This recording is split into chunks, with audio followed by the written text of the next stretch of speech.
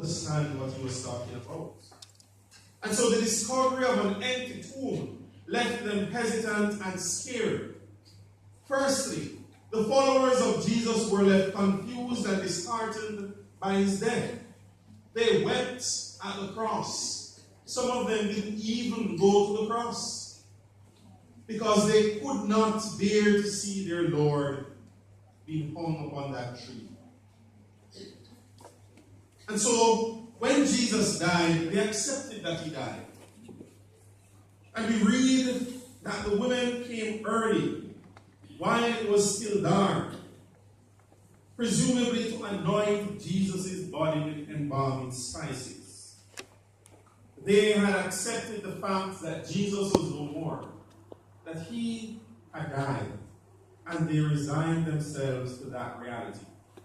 After all, in their eyes, everyone eventually dies. And so for them, it didn't seem out of the ordinary, and they expected nothing miraculous to happen. They were ready to pick up their lives from where they had dropped. They had dropped it when Jesus died. And many of us here today have had to learn to come to terms with the grief that we feel when our loved one has died. It's not easy, but at some point in our lives we come to terms with it. Some may take longer than others. And all of us have to accept the grim reality of death, and we learn to carry on. But part of the great astonishment for those initial followers was the realization that God works through suffering and death. God works through suffering and death. And so sometimes when persons are sick,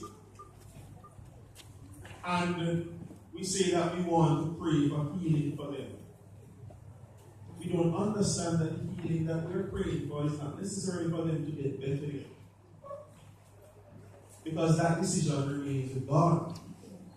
But death, friends, is also a form of healing. Death can be a form of healing. And so for Jesus' disciples, this terrible tragedy which took place on Calvary was all a part of God's plan. Because, friends, even as Christians, even as those who are committed to a life in God, we are not exempt from suffering and death. But God saves us through suffering and death. This fallen and sinful world was brought back into the loving embrace of God through the suffering and death of God's only Son, our Lord and Savior, Jesus Christ. When we recall our baptism, the imprint of the cross was made on us as a sign that we would not only share in the power of Jesus' resurrection, but that we would also come to know the sufferings of Jesus.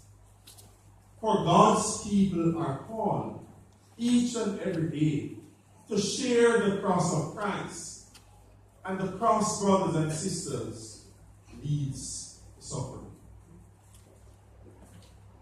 And so as the disciples come to grips with the fact now that Jesus has died, but now his body is not there, they recognize that this resurrection story of which Jesus spoke was not just for Jesus, but it's a story that every single one of us share.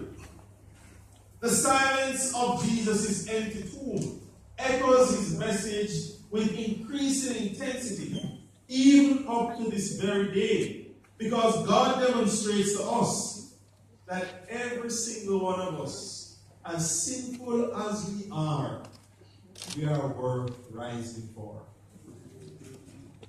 You believe that, friends? Yes. Jesus did not rise first. As a matter of fact, Jesus did not come first in the alcohol.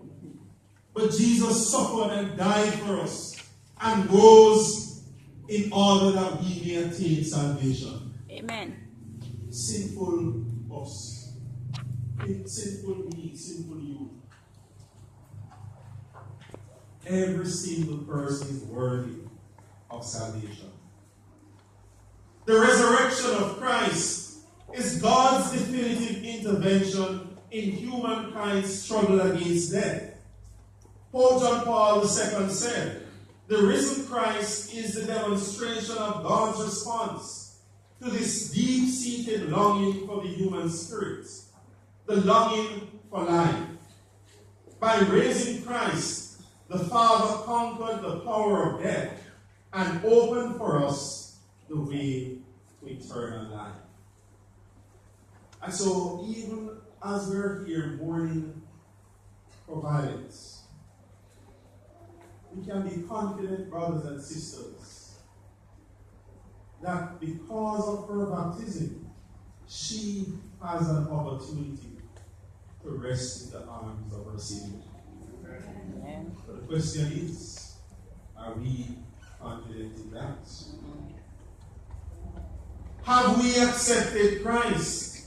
And have we indeed held on to the grace that was freely bestowed upon us? Because sometimes, friends, we come to funerals and we share in the grief of the family. And we do it every single week. But we fail to make that important commitment. Now is the time, brothers and sisters. Because, as we know, death doesn't tell you when it's coming. It just shows up. And when it shows up, there is no turning back. And so we have to be prepared by accepting the hand of God, by receiving God's grace, and by living a life that is pleasing in the eyes of God. The whole person, body, and soul is destined for eternal life. And eternal life can only come through the blood of Christ. No life exists in the world which is passing away. And if we believe that eternal life exists in this world, then we are fooling ourselves. And this is why Paul reminds us that we will all be transformed. But we have to believe it, friends. And we have to accept Christ. For as mortals, we must die. Just like every other created being. But the immortality of the whole person can only come as a gift from God. By his resurrection, Jesus fulfilled the promise of salvation and therefore brought the course of human events to their conclusion. Our life now becomes a movement toward the fulfillment of God's plan for the world and for each and every one of us. And so the Holy Spirit in us makes salvation present in our midst. So while we push on in search of eternal life, we have already been dwelling in the reality of its earthly shadow. And so, my brothers and sisters, in our daily lives, we often see only death and suffering. But many times we fail to see the daily resurrections that we also encounter. Every single day, we witness the resurrection of Christ. The hymn writer tells us, morning by morning, new mercies I see. That's, friends, is an example of the resurrection of Christ. Whatever blessing we receive, whatever good thing that happens to us each and every day, is an example of Jesus' resurrection. When we accept Christ, friends, we must realize that our being has been taken from the tombs of life, from the places of the dead by God, so that we can live in the power and lead a life of God. And I want you to think about it, friends. If you think about the tomb and the stone being in front of the tomb, and being inside of the tomb, how dark it would have been. And that is an example of our lives without Christ.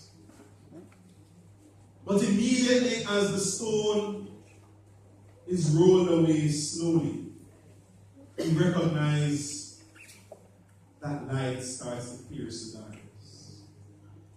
Which is an example that when we live in a life of darkness and we accept the unchanging hand of God, the light of God starts to pierce that darkness within our lives. Amen. And the more we accept God, and the more we live in God's grace, we recognize eventually that there is no more darkness in our lives, but only the light of God. So friends, even in the midst of our mourning, even in the midst of our pain, even as we gather here to celebrate life, the life of one we love, let us look at our own lives. And let us see if we are indeed living like those who have been raised from the clutches of sins. Let us prepare ourselves for the life to come by accepting Christ and living for Him each and every day. Let us allow the tombs that many of us reside in. Let us allow Christ to remove the stones from the front of those tombs so that we can live fully and exist fully in the grace of God. Because if we take a page out of the book of violence and we recognize that she has that opportunity, don't we also want to have such an opportunity? Yes. So let us, friends, reflect on Jesus' resurrection, not seeing it as something that is fake news, but seeing it as something that impacts our lives each and every day as Jesus' light shines in us